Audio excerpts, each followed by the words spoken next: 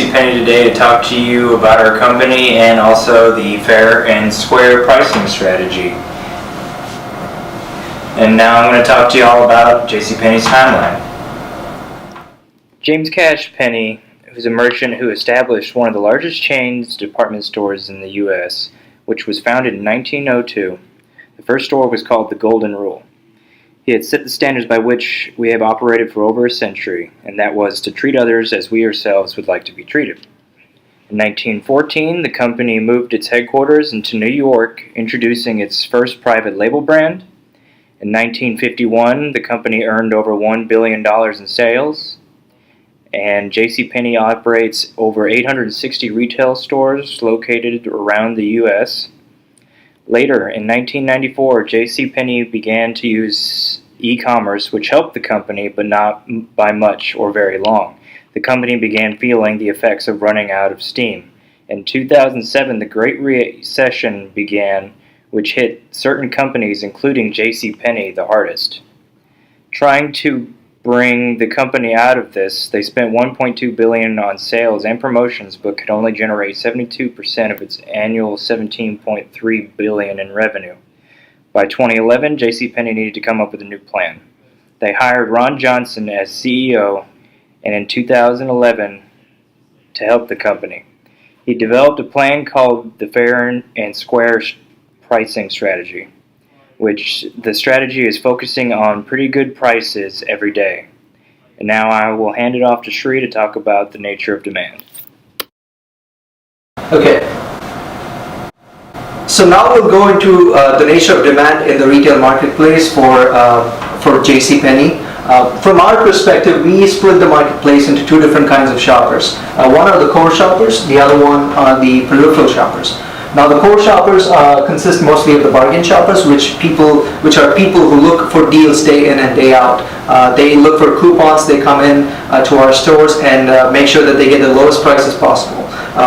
So they typically shop at departmental stores like JCPenney, Sears, and Macy's. Now the other subset of shoppers are peripheral shoppers. They consist of the millennials, the convenience shoppers, and then omni-channel, which are people who shop from every source possible. So the millennials, they are one of the biggest generational changes coming up right now. As more and more millennials get purchasing power, we are seeing a rapid shift in the retail marketplace of how they shop. And then millennials typically go to specialty stores looking for special products. So stores like Whole Foods, H&M, Zara, Gap, and J.Crew, they're one of the biggest sources of shopping for millennials. And then convenience shoppers, they look for all of their items, all of their needs in one place. So anyone who would go and shop at Walmart or Target, they would more likely than not be a convenience shopper. On to the next, which is the nature of the competition. So this directly aligns with the nature of the shopper itself. So our retail space is actually split into three main kinds of stores. So one is the big box retail, which is the Walmarts and the Targets. They more likely than not attract the convenience shopper. And then we are actually in mid-tier retail with Sears. And we attract the bargain shopper and also a little bit of the specialty shoppers. Now, the premium retail, which is a little higher level than where JCPenney is with respect to margins and the like, is Macy's, Kohl's, H&M, Zara, J.Crew, Gap, and stores like that. So they attract the millennial shopper and the specialty shopper. So the other portion of retail that's changing is all of the overseas brands that are coming in with respect to how their product life cycles are, and they're changing the marketplace rapidly along with e-commerce. Now, going into a little bit more deeper dive into how our competition is performing. This graph shows how the percentage of total retail sales have changed from the department store's perspective. So in 1985, 10% of total retail sales came from department stores. In 2009 to 2011, that was at 2.5%. So people are rapidly moving away from departmental stores for their shopping needs. And then The market comparison with respect to where we are in the marketplace, JCPenney has a similar percentage of margin with respect to gross profit as Kohl's and Macy's. But where we do have a lot of ground to cover is in percentage of margin as a portion of net income, where we are lagging behind the likes of Kohl's and Macy's. And of course, our direct competitor Sears is actually sinking right now. Sales by product category. So if people come into JCPenney, what do they come in to buy the most? This looks like a direct impact of the Pareto rule. So 75% of our sales come from 5 departments, which is women's apparel, men's apparel and accessories, home goods, children apparel, and then women's accessories. We believe this is a direct representation of the kind of shopper that comes into JCPenney. Now, going into environmental climate surrounding JCPenney, with respect to where we are, from the political and economic aspect, the 2007-2008 recession hit us hard. We went from trading at $80 a share in early 2007 to in early 2009 we were trading at below $20 a share. Now, past that, as the economy has recovered and purchasing power has changed, we have tried to rebound. So the stock has been going up and down, but it's always been around the $20 mark to $40 mark. From the social perspective, the entire demographics of the United States are changing with respect to age, with respect to race. As we mentioned, the millennials, they are becoming more and more a percentage of the population, and that means the needs are changing. That means the way they're buying are changing as e-commerce comes in, and it's trying to take retail into the next level, which directly bleeds into the technological environment, which is the growth in e-commerce. E-commerce has blown up over the past 4 to 5 years, and there's no other way to go but up. So more and more brick and mortar stores are actually seeing dip in sales, and then e-commerce is coming in and taking them over. Now, on to SWOT analysis. Alright, so I'll be talking over the SWOT analysis, and we'll first start off with our strengths. We have over 860 store locations, with our real estate being considerably cheaper compared to our competitors. We have been around for over 100 years and have developed into an iconic brand in the US. In addition, we partner with brands like Sephora to help increase our brand and foot traffic inside the store as well. Our weaknesses: we are one of the first retail companies to gain a foothold in e-commerce. However, we believe brick and mortar stores are still relevant to give our guests the ultimate shopping experience. Competitors like Macy's have a different view. They're investing heavily in e-commerce operations and omni-channel sales. Previously, we aligned ourselves with the sales orientation where we were trying to sell products at everyday low prices. However, with Fair and Square, we pivoted to serve our guests to perfection using a marketing orientation. While we were doing that, it weakened our proportion of core shoppers. There are opportunities with our e-commerce investment. We also need to focus on keeping bargain shoppers satisfied and continue to grow our investment while targeting our core shoppers. Our threats: big box retailers like Walmart and Target gears customers towards more affordable costs, while Macy's is catering to the upward mobile middle class. With the economic recession of 2007, middle market retailers like us and Sears were hit the hardest in the retail sector. We realized that our consumers felt the brand and its merchandise were starting to feel dated. Now I'll hand it over to Dominic to talk about the marketing mixes. Marketing mix of our Fair and Square strategy. So our CEO, Ron Johnson, really believed that Fair and Square was more than just a pricing model. It was an entire product in and of itself. Ron Johnson wanted to revitalize the department store because a department store is more than just shopping. It is a whole experience. And he wanted to satisfy that need. He believed that most shoppers wanted an experience rather than just a shopping moment. And the reason he really wanted to revitalize the department stores is because it has 4 distinct advantages. One, the square footage rent cost is the lowest for department stores as opposed to any other retail. retailer.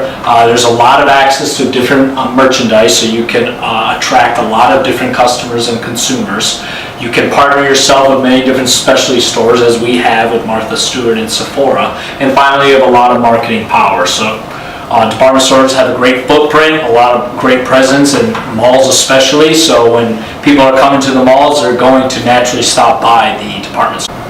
And as for our pricing model of our marketing mix, we believe that the JCP consumer was really hooked on deals. Over the last 10 years, the average discount that a customer received went from 38% all the way up to 60%.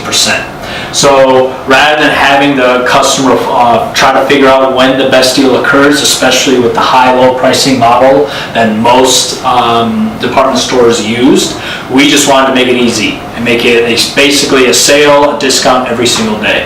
So we came up with a 3-tier pricing model, everyday low prices, where each item in the store was almost on average 40% off. We would have a month-long sales event, particularly for seasons. So for example, August for back to school, children's back to school clothes would be marked down additional percentage off. And then finally, Best Value Fridays or Best Price Fridays. This would be occurring on the first and third Fridays of every month, where we would look to liquidate certain store items at another 20 to 30% off. And a few other changes to our pricing model is we removed the retail suggested price. So we wanted to let our customer know that they were going to get the lowest price all the time. We introduced happy returns. It didn't matter if you had a receipt or not. You had no hassle if you were dissatisfied with your purchase. And then the last major change in our pricing model is that we removed the word sale and clearance and coupons, because again, every day was a low price. And in terms of getting Fair and Square out there for everyone to know, it required a huge rebranding effort by us. And so we first wanted to focus on rechanging our logo. We had a public contest to promote the awareness of Fair and Square, and this was the original submitted winning idea. However, shortly after that, Ron Johnson wanted to update the logo and hired a professional agency to create it. We tapped in Ellen DeGeneres as our promotional spokesperson, and although we received some backlash based on her sexuality from some conservative groups, we stuck with her and were able to weather the storm. And then finally, we really wanted to change the layout of the store, where we had a central town square with promotional events, complimentary services like gift wrapping. The store would be sectioned off into different specialty shops, Martha Stewart, Sephora, and the streets would just provide a wider, cleaner look for the store in and of itself. And then the sales department would be formed with specialists rather than experts in each section. The sales department would be focused with, comprised of specialists who knew all the answers to your questions rather than just their particular retail line. And so after Fair and Square was introduced in May of 2012, there was a huge confidence boost in the market, and people thought that JCPenney was going to be back on track. But slowly afterwards, especially our core customers, they were not very confident in what we were delivering. And eventually it got to a point where major changes had to be done. And Ron Johnson really believed that this was due to the fact that the customer didn't understand what Fair and Square meant. So he reintroduced the word sale, clearance, coupons, but he really believed Fair and Square was going to work. And it's important to note that prior to Fair and Square, Ron Johnson never actually did any market research. He was so confident that he understood the consumer that he knew that this was going to work, and we just had to weather the storm in the beginning. And so we arrived to our problem statement: should we continue with the Fair and Square strategy with its current changes like coupons and discounts and sales re-implemented by CEO Johnson?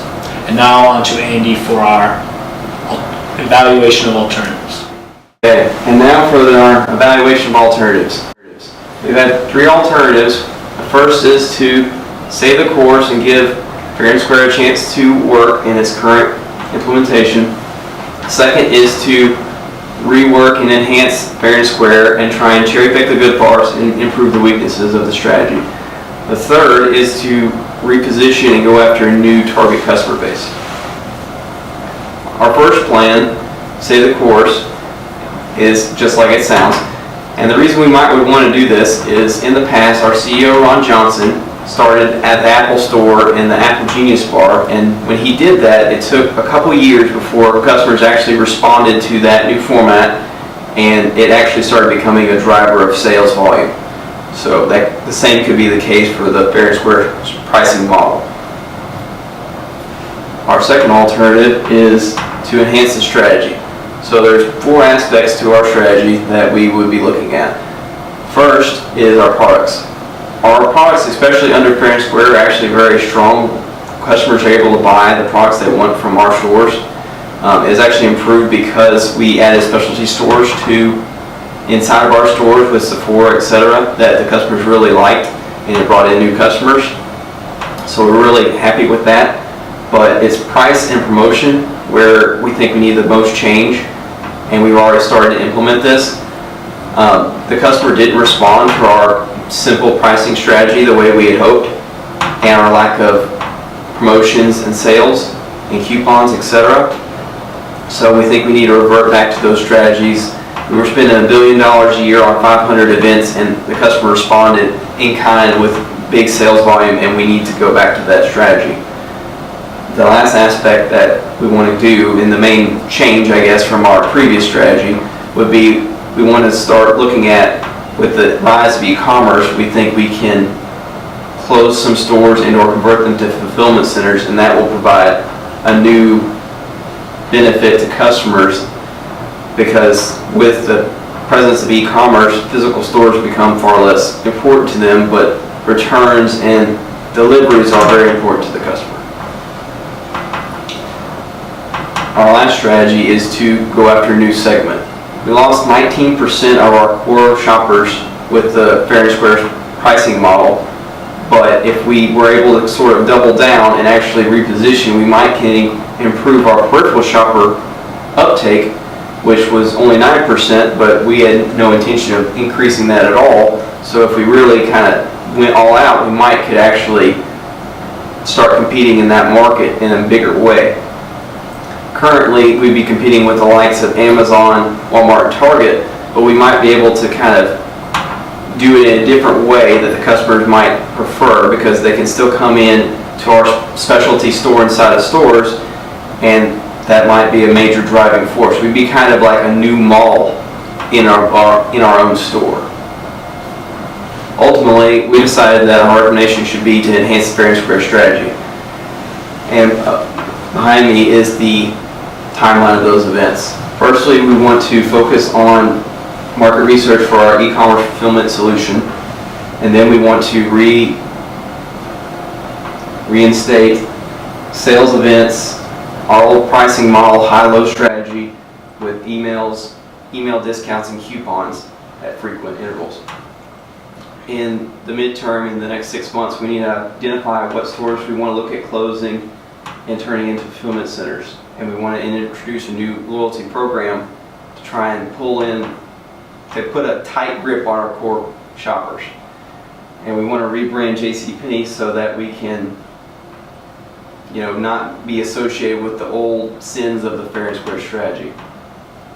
In a year, we want to look at completing our market research, liquidating and or converting to fulfillment centers our current stores, and rebuild our customer loyalty. The budget for this new strategy is going to come in the way of a 1% increase in sales budget, which will give us $500 million to spend on this strategy. If we have issues, again with our new pivot, then our best alternative would be to go with a kind of Circuit City strategy, which was to completely liquidate all their physical locations and go e-commerce only with their Tiger Direct brand. And that worked well for them in terms of survivability, and then ultimately we can just respond to the market and make a new pivot when needed, as this isn't really a growth strategy. Thank you for your time.